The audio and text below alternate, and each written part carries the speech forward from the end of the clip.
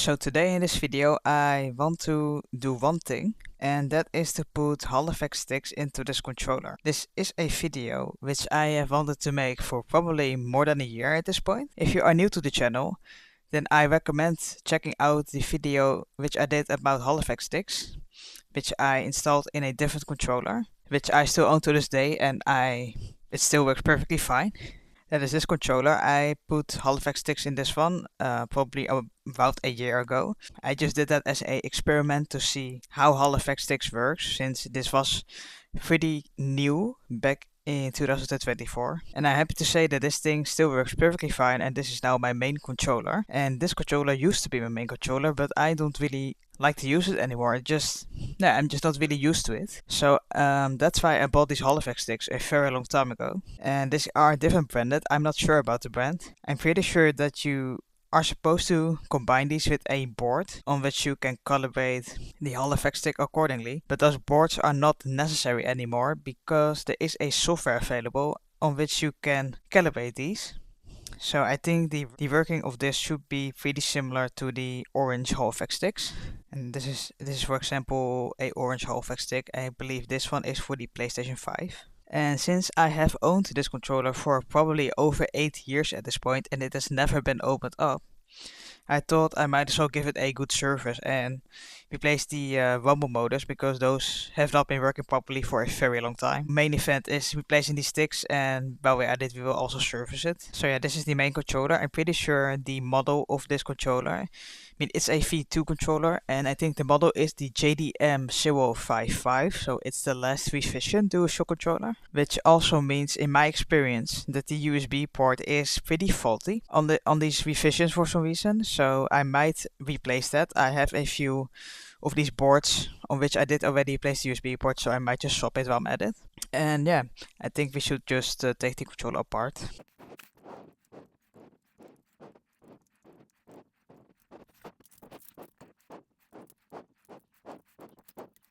So here's the controller apart already, and when I say that the controller has never been taken apart, that is true. But unfortunately, this controller has seen some abuse in the 8 years that I've had it, mainly in the first few years. I know better nowadays, but yeah, that's the reason why this controller comes apart so easily.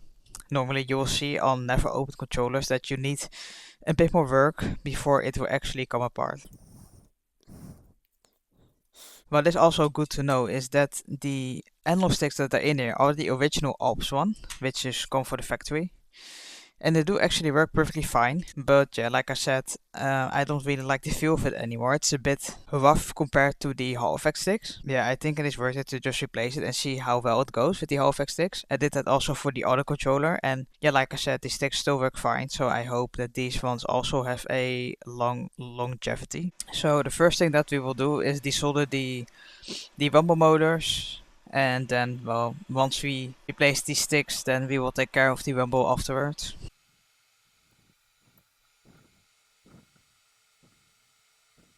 So those are the rumble desoldered. Now we should be able to push this motherboard out, but it's a little bit resistant sometimes.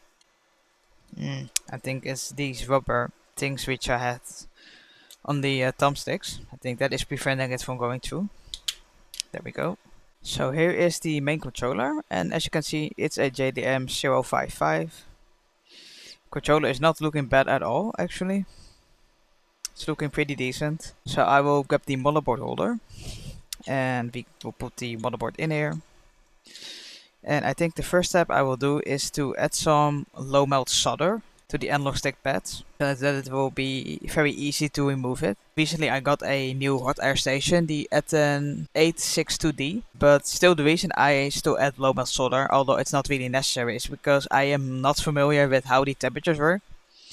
On the Etten station, before that I had a very cheap 30 euro hot air station, so the low melt was necessary to get the stick out. It's definitely not necessary right now, but I'm not sure how the temperatures works, and I don't want to risk to popcorn the motherboard or to melt the plastic, for example. So that's why I still use the old method.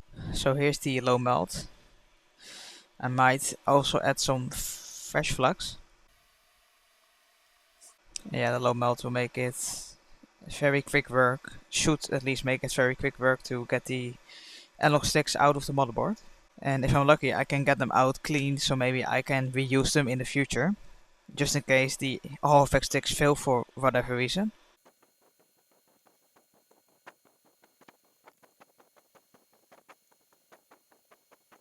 So we have put the low melt onto the analog sticks, which means that the next step is that we will use the hot air station. I think with the previous hot air station that I had, I ended up eventually using like 420 degrees Celsius on the analog sticks, which is quite a high temperature, but yeah, due to the fact that the airflow is less efficient on such a hot air station, it had ended up being perfectly fine, but I am a little bit aversive to doing that on the ethanol air station. So I will go with a lower temperature. I'm taking of, well, I think 395 Celsius. Airflow speed on 45%. Yeah, let's see how that goes and see if that has any effect. So the first thing I will do here is to heat up the whole motherboard. Put some heat in the whole motherboard, and the goal of that is so that it will be easier to get the stick out because there's already heat in the board. If I start by instantly focusing on one stick, then it will take a lot of heat before the stick comes out, and of course you do not want to have too much heat in the motherboard for too long of a time. You risk damaging the motherboard. So that's why I will go around for maybe a minute around the motherboard, and then hopefully there's sufficient heat in the board, and then we can start focusing on one chip. And as you can see, I did not use any Kapton tape to close off the plastic pieces. It's not necessary to do that, as long as you keep the air spinning around. So don't focus it in one spot, for example, but as long as you keep it moving, it should be fine and should not give any problems.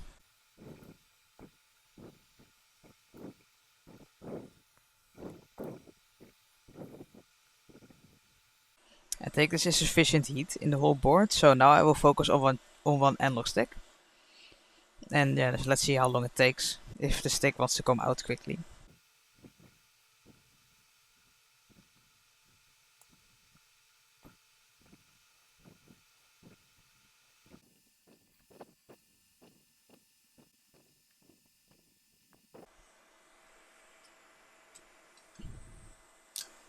Okay, that's the first stick out. That went pretty quickly in my opinion, even on a lower temperature than I normally use.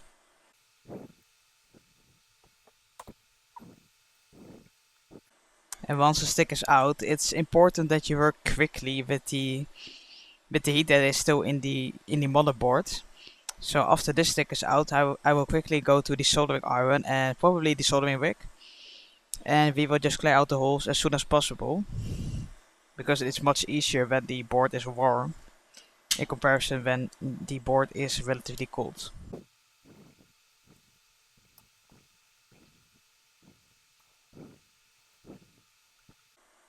So you can see, boom, the stick is out.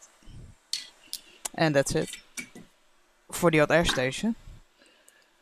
Now we will quickly go to the soldering iron, 350 Celsius, and we will desolder everything out of here. And I think I would recommend to start with the ground holes, because those two take the most heat. So when the board is warm, you can easily clear this out. When the board is colder, the smaller pads right here are easier to deal with, even if the board is colder.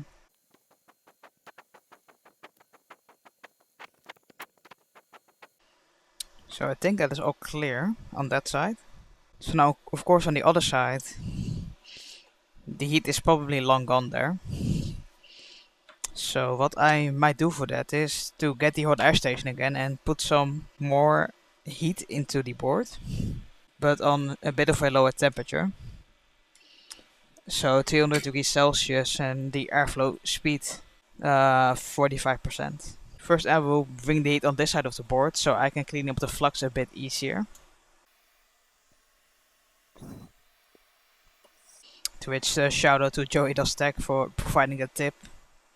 It's definitely night and day difference whether you try to clean this out when it's warm or cold. So that's good enough on that side for now. Now I will try to bring some heat in this side of the analog stick. or at least the solder pads. And now we will go rinse and repeat with the soldering iron and the soldering brick.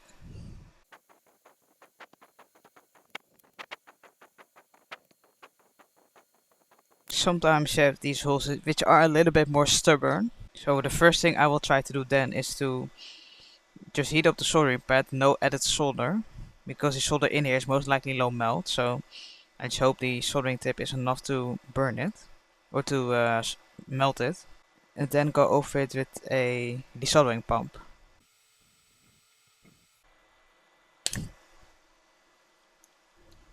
So there we go. So in the end I had to add a little bit of leaded solder, also for the fresh flux that's in the leaded solder, and yeah, after that it went away perfectly fine. So we can try to use the desoldering pump on these ones as well.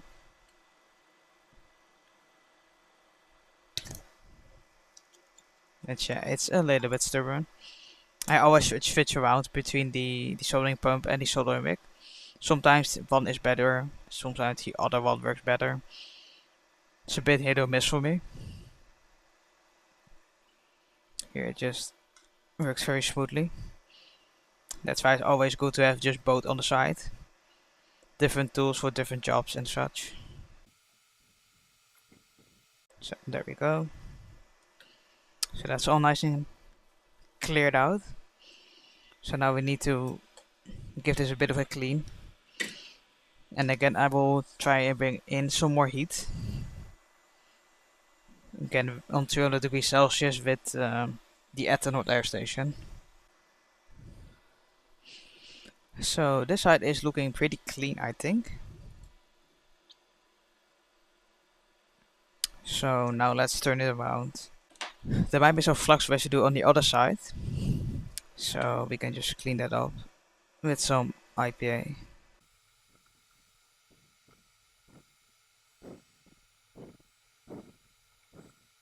Alright. So that's the other side. The side where we will install the replacement sticks. And it should be pretty straightforward. I will just check if the legs are all straight, because otherwise they will not go in the motherboard nicely and you might scratch it. So here we can see we want to go legs is a little bit screwed, so we straighten it out with some pliers. I think the rest is reasonable. This one maybe. So this one is fine. Oh, here you can see all of the legs on this potentiometer are bent forward. Yeah, I think that is okay. So let's install this one. And you can see that it just flies into place. So those are the replacement sticks. I will give you a close-up.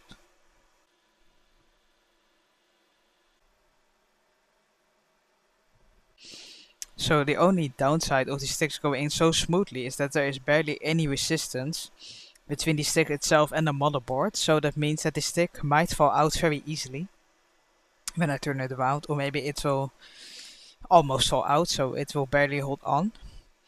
Which that is a bit of a problem, is the stick ends up being installed, being screwed, because then you can have a problem when you are going to install the thumbsticks. And of course we do not want that. So what I will do now is add some flux to the two ground points, because those are going to be the anchor points which we are going to use when we are going to solder the analog sticks down. So what's important for me to do is that I hold the stick down like that, and then we can solder the analog stick right there, and then rinse and repeat for this side. And again, I'm using the soldering iron at 350 Celsius, basically a standard temperature for me. You could go higher, I don't really want to risk it. I mean, 250 has worked perfectly fine for me, so I just stick to that. Now we just want to hold it until I think the stick is solidified, or the solder is solidified, I should say. Then we do the opposite side. We can touch the sticks up later. It's just important that the stick is straight.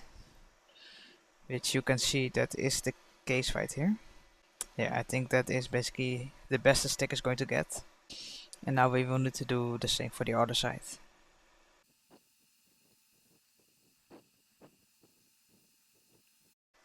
So now the two analog sticks are anchored down and they are not screwed as far as I can see. So I will solder down the remaining ground legs and then we will move on to the other points of the analog stick. I think these Hall effect sticks are like 1 year old at this point. Of course, if you follow the Hall effect stick process closely, then you know that a lot has changed since then.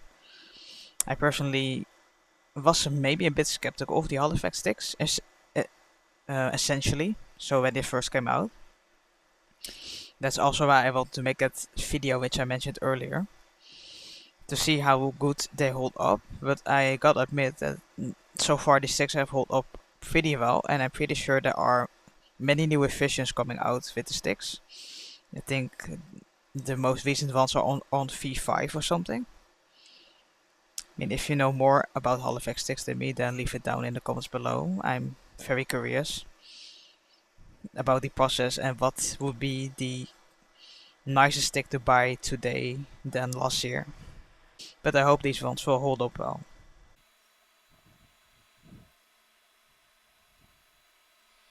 Alright, so I think we are done there. What I will do now in preparation for the Romo motors is I will desolder those pads of the unleaded solder. I will add some leaded solder to that. This is the end result. Here's the back and of course the front. And so far the sticks look good. They're all aligned as we saw when installing the stick. And I think they look well. So now of course we need to install it back into the motherboard and then we need to connect it to gamepad tester to see if the stick aligns well. But instead of manually calibrating, which the first time I did that was a complete disaster. But instead of doing that, we are just going to software calibrate it. I don't even think you can manually calibrate this thing, but I'm not too sure about that. Oh yeah, and these are the K Silver Hall effect sticks. I'm not sure if these are still available, if this is still a thing. I think nowadays the TMR sticks are more popular and the better choice in comparison to these sticks. But yeah, I hope these will work perfectly fine and that they feel nice. I think my first impression when fitting these sticks is that they are a little bit more resistant than the other Hall effect sticks, which I showed you earlier. These are the Alp sticks. Will always have the most resistance due to the fact that the green part and the white part will just have friction. I do think they came out nicely, so I mean in the case that anything goes wrong with these sticks, I can just reinstall them, so I will just keep them around. And yeah, what I'm going to do right now is I will give the controller a little bit of love, which means that I will just give it a good clean. We'll clean out all the grime and stuff. Then I will reinstall it into the controller and I will be back with you when I will replace the Romo motors, because these ones have had their best days. So I will see you then. Alright, so we are back. So what I've done is clean of the outer shell and of the buttons and the rubber pads, so everything is nice and clean. I did replace the USB port or the USB motherboard with a replacement one, which has a replaced USB port. So I think the charging issue I had, where if I put the controller in a certain angle and I charge it, then it will just shut off. But I think it should be fixed with this USB port. And you can see that we still have the original ROMs into place and not the replacement ones. And there's a good reason for that, because when I was cleaning the whole controller, I saw that here there is a breakage of the plastic between this part and this part. So I think that explains why the ROM will sometimes be very unresponsive on these ones, because it was completely loose, so it just wasn't stabilized. So I think that caused the problems I was experiencing. So I put some super glue here to bond the plastic together again, and I will leave them into place, and then yeah, we will see if that actually solves the issue. I can always replace the wobble later, but then I will just save these for another controller which I may get in, which has actual wobble issues. So yeah, what I'll do now is I will actually rebuild the controller fully. So I will fully put it back together. I have a lot of faith that the controller itself, or that the Hall effect sticks are working as intended. And of course we do not need to do any manual calibration, so that's why I can put it together like that. So yeah, let's put it together and then we can install these ones.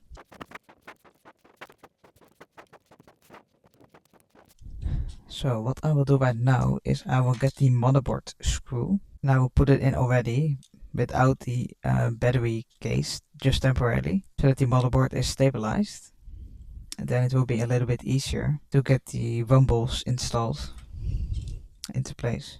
So since we are working with the original rumbles and we already prepped the places where the rumbles go, it should be pretty straightforward. I will still put a tiny bit of flux on the for the rumbles there to make it a little bit easier for myself.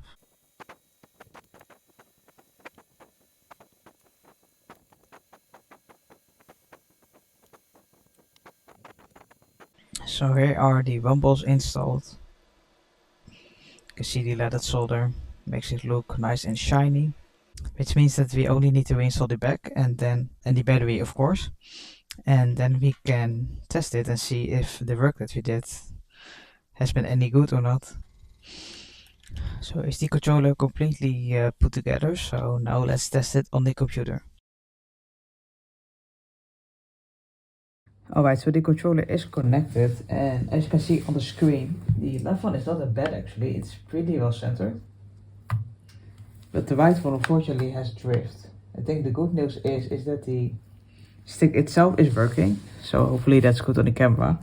If I turn it around, it's perfectly responsive, so I don't think it's a soldering issue. I think that is just how the potentiometers are, or how this thing is calibrated, and that's where the problem lies. So if I go to test circularity and we give the controller a spin, you can see on the controller with drifts.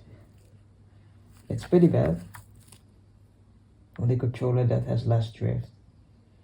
You can see that it does work perfectly well, so that one might work pretty good out of the box. But I say that both of them will need recalibration. And you can see that L3 and R3 are working as well. I will quickly go through the rest of the buttons to see if everything is still working as intended. And yeah, everything is fine.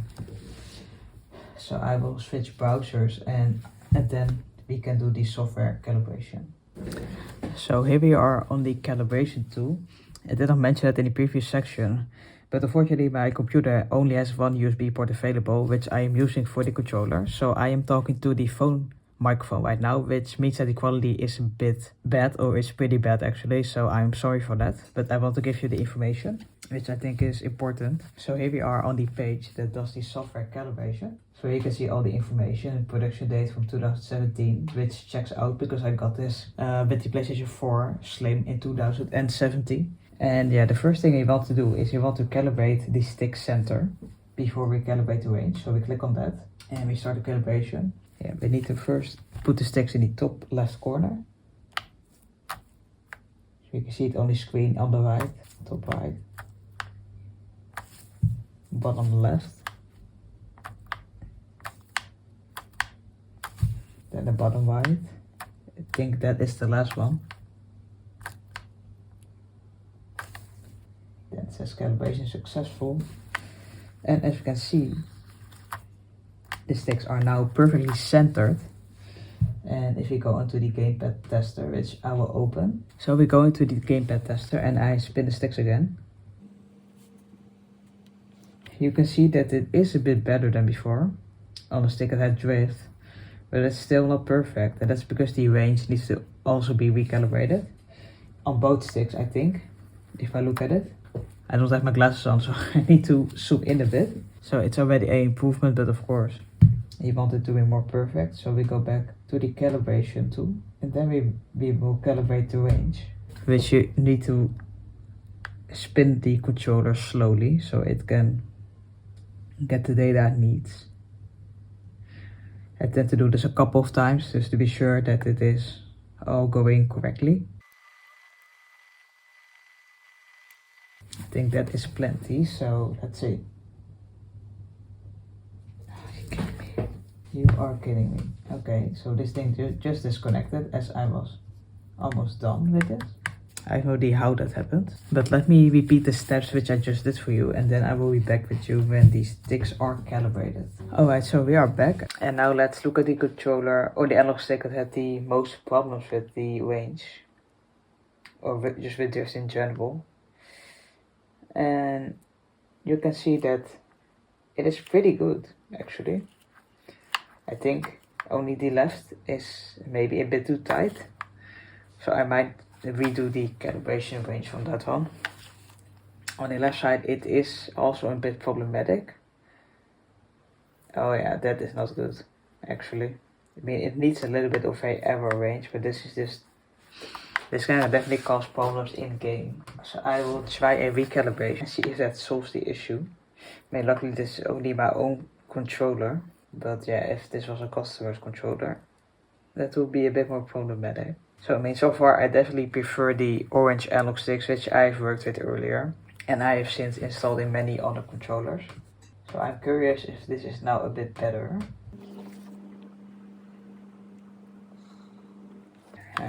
It's very similar, but I guess I can live with that on that stick. This is basically the same. So I will try a calibration one more time and see if it can be a bit better than what it is now. So we did the calibration one more time, and yeah, this is not as I desired.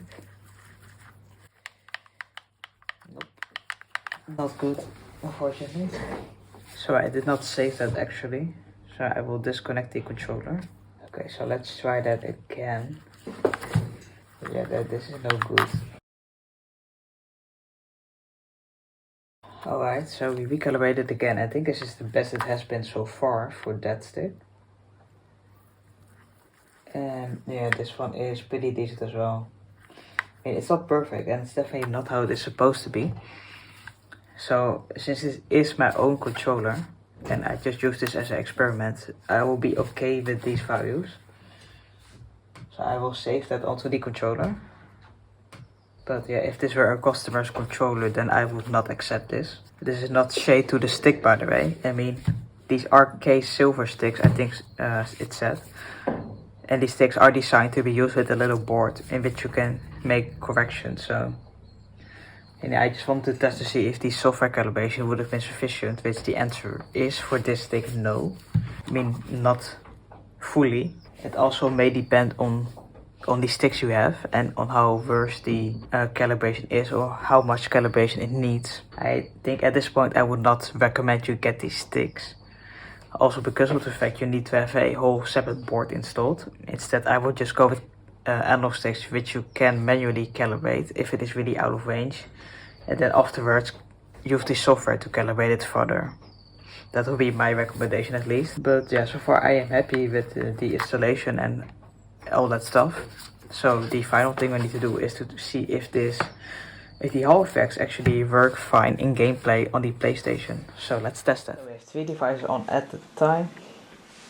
And here's the controller we worked on. I need to fill the television manually.